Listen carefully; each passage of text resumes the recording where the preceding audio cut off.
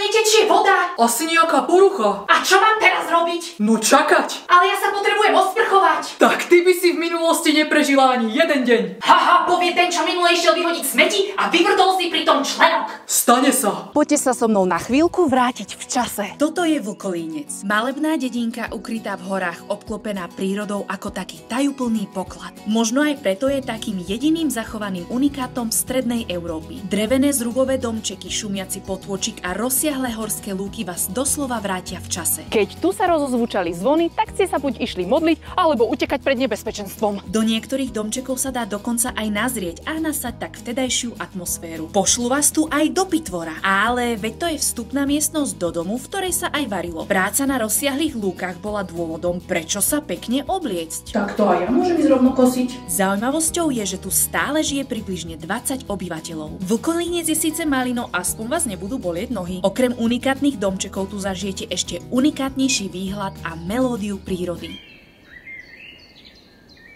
Nebojte, že by vám brušiská od hladu skrúcalo, nájdete tu aj chutnú reštauráciu či rozkošnú kaviareň. Už ste niekedy cvičili pri vodopáde? Ďalšou veľkou raritou je vodopád tečúci uprostred dediny. Lučanský vodopád má 12 metrov a pohľad na nejako vystrihnutý z románu. A do tretice ešte jeden výhľad.